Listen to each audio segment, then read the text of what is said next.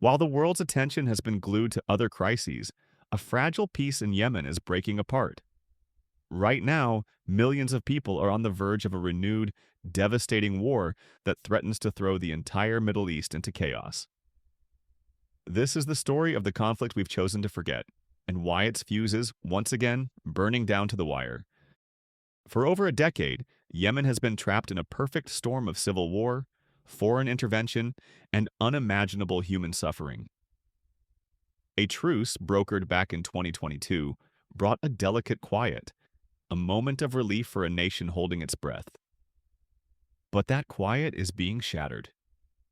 Peace talks have hit a wall, tensions are boiling over, and a new wave of violence in the Red Sea could be the spark that ignites the whole powder keg. The front lines inside Yemen might be holding for now, but the situation is dangerously unpredictable. This isn't just some distant conflict. Its explosion will have global consequences, and understanding how we got here is the only way to grasp what's truly at stake. Section 1. The Forgotten War. So, why do people call this the Forgotten War? In a world saturated with headlines, Yemen's agony has been pushed to the sidelines.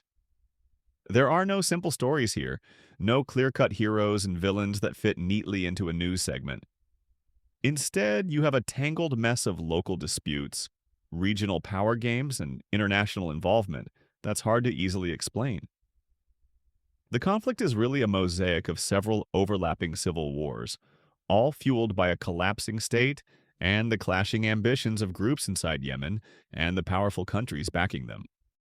Unlike other crises that grab the world's attention, Yemen's suffering has become a chronic condition, a background noise of misery that the news cycle has mostly moved on from. Yet the reality on the ground is an active, worsening catastrophe. In 2025, it's estimated that well over 18 million people, more than half the country's population, need humanitarian aid just to survive. That number is a clear sign the crisis is getting deeper, not better.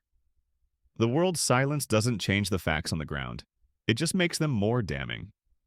This lack of global attention is a huge part of the problem, allowing the forces driving the conflict to act without consequences, while millions pay the ultimate price.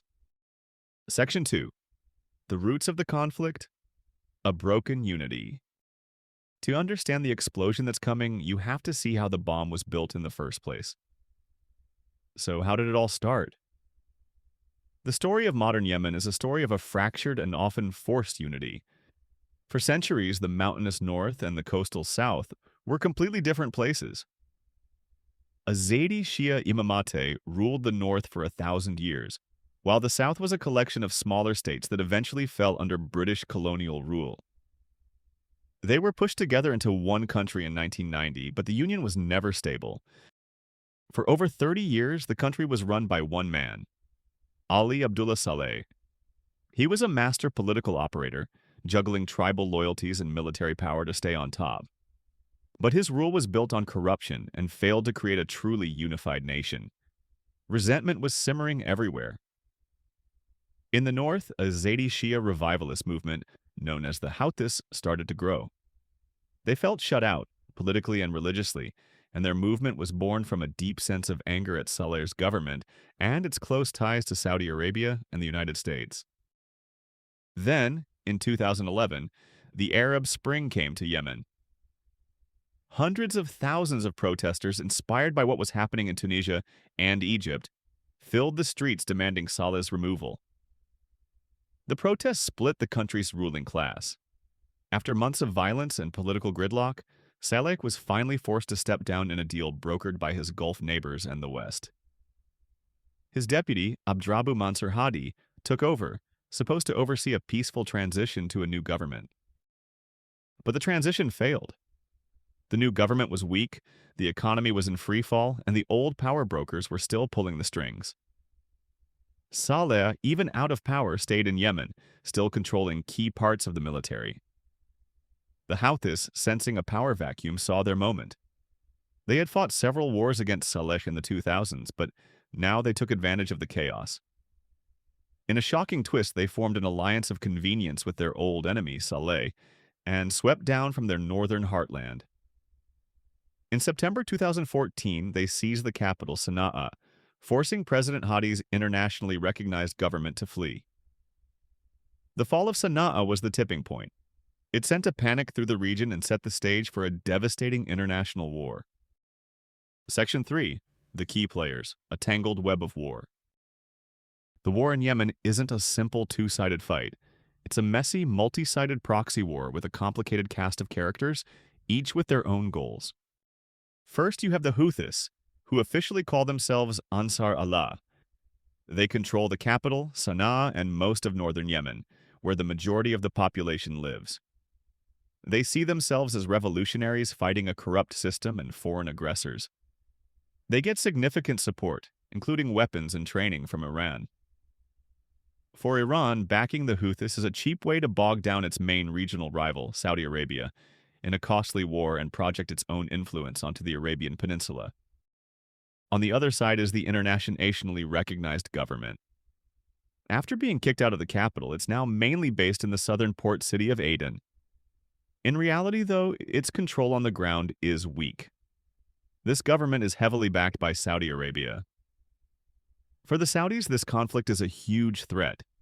The idea of a powerful Iran-backed militia on their southern border is a nightmare scenario, and their military intervention in 2015 was designed to stop that from happening at all costs.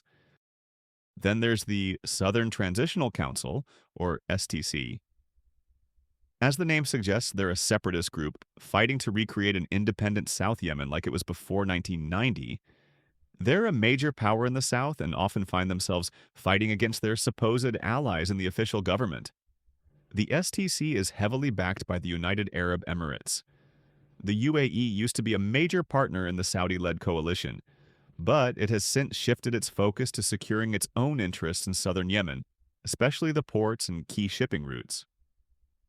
This has basically created a war within a war, causing a deep split on the anti-Houthi side. Finally, you have the world powers. For years, the United States and the United Kingdom have given critical support, intelligence, and weapons to the Saudi-led coalition, leading to heavy criticism for their role in a war marked by human rights abuses. At the same time, other players like China have stepped in, brokering a historic diplomatic deal between Saudi Arabia and Iran in 2023, which for a moment raised hopes for peace in Yemen. This tangled web of alliances and rivalries is what makes the conflict so hard to solve. Local Yemeni groups are tied to their foreign sponsors, whose strategic goals often have nothing to do with what's best for the Yemeni people. It's a geopolitical chessboard where Yemen is the board, and its people are the pawns. Section 4. The Human Cost, a Catastrophe Beyond Words. Behind all the geopolitics and front lines lies the real story of this war. A human catastrophe that's almost impossible to comprehend. The numbers are so big they risk becoming meaningless, but we have to try to understand them. In 2025, over half of Yemen's population needs life-saving aid to survive. More than 80% of the people live in poverty. The country's entire economy has been cut in half since the war began. This isn't just a temporary crisis, it's the complete breakdown of a nation. Food has been used as a weapon of war by all sides, and the result is mass starvation. It's projected that over 18 million people could face hunger in the coming months. Right now, 5 million are in emergency-level conditions, just one step away from famine. About 3.5 million people, including more than 500,000 kids, are suffering from acute malnutrition. Over 1 million pregnant and nursing mothers are so malnourished that an entire generation is at risk before they are even born. The healthcare system has been destroyed. Only about half of Yemen's medical facilities are still working, and the ones that are left are overwhelmed and lack basic supplies. This has led to the rampant spread of preventable diseases like cholera. Basic services like clean water and sanitation are a luxury for millions. The war has also created one of the world's largest displacement crises. More than 4.5 million people have been forced to flee their homes, many of them over and over again. Nearly 80% of those displaced are women and children, who face even greater risks of violence and abuse. Today, a quarter of all displaced families are headed by women. Making everything worse is the fact that the humanitarian response itself is under attack. Funding from the international community has fallen off a cliff. The 2025 aid plan is desperately underfunded, receiving only a tiny fraction of the $247 billion needed. Major aid cuts have already forced organizations to shut down health clinics and food programs, with devastating results. At the same time, the Houthis have systematically targeted aid workers, detaining dozens of UN and NGO staff since mid-2024, paralyzing life-saving work in the areas they control. This is a crisis of epic proportions, happening mostly in the dark, far from the world's attention. Section 5. The Shattering Truce. For a short time, there was a glimmer of hope. A UN-brokered truce in April 2022 dramatically reduced the fighting. It was never a formal peace deal, but it was a pause, a de-escalation that saved lives and created space for diplomacy. Saudi and Houthi officials even held direct talks. But today, that hope is gone. The UN's special envoy, Hans Grunberg, has warned that a return to full conflict is palpable. The entire peace process has been frozen since late 2023. So, what broke the truce? It really comes down to the war spilling out into the Red Sea. Starting in November 2023, the Houthis launched a series of sophisticated missile and drone attacks on commercial ships, claiming they were acting in solidarity with Palestinians in Gaza. These attacks have thrown one of the world's most important shipping lanes into total chaos. The Houthi attacks triggered a military response. The United States and the United Kingdom launched airstrikes against Houthi targets, while Israel has also carried out its own strikes. A brief, Oman-mediated ceasefire between the U.S. and the Houthis was announced in May 2025, but it was shaky from the start. The Houthis made it clear the deal didn't stop them from attacking ships linked to Israel. By July 2025, those attacks were back with deadly results, sinking several commercial vessels and killing sailors. The Houthis have now declared a new phase of escalation, threatening any ship from any company that does business with Israeli ports. This regional escalation has completely paralyzed any progress toward peace inside Yemen. It has added yet another layer of complexity to a conflict that was already nearly impossible to solve. On top of that, the Houthis have taken steps to escalate things internally, like issuing their own new currency in July 2025, a move that threatens to permanently break Yemen's already shattered economy in two. The truce isn't just shattering, it's being systematically taken apart, piece by piece. Section 6. The Explosion, What's at Stake for Everyone.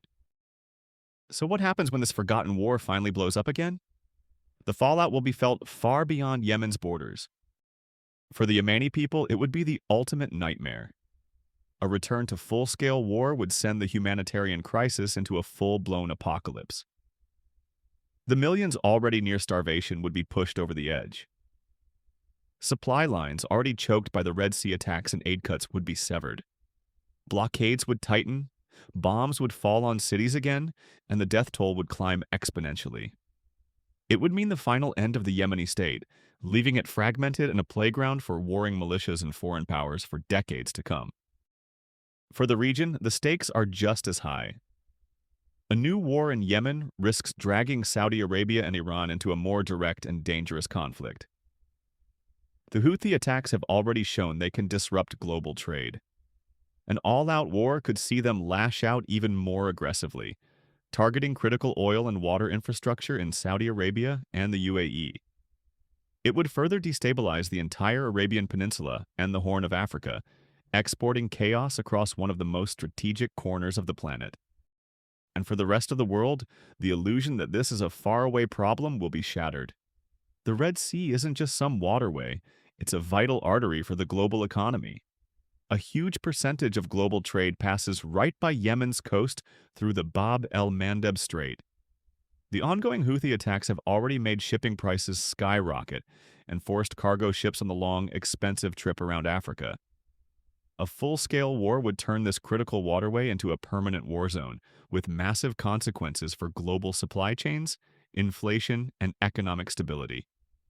It would prove once and for all that forgetting a war doesn't protect you from its consequences. Yemen today stands on a knife's edge. It's a nation hollowed out by a decade of war, a society held hostage by its own divisions and the cynical goals of outside powers. A fragile truce which offered the only glimmer of hope, is now collapsing under the weight of regional conflict and failed diplomacy. The humanitarian crisis, already the world's worst, is on track to find new depths of suffering. The international community's response has been too little, its attention too brief. While diplomats have struggled, the machinery of war has been gearing up again. The coming explosion in Yemen isn't inevitable. It is the direct result of choices. The choice to intervene, the choice to sell weapons, the choice to cut aid, and, perhaps most damning of all, the choice to simply look away. This is not just Yemen's tragedy. It is our collective failure. As the fuse on this forgotten war burns shorter, the question isn't just what the future holds for the people of Yemen. The question is what our silence will ultimately cost us all. If you found this video informative and believe that stories like Yemen's need to be told, please consider liking this video and subscribing to the channel.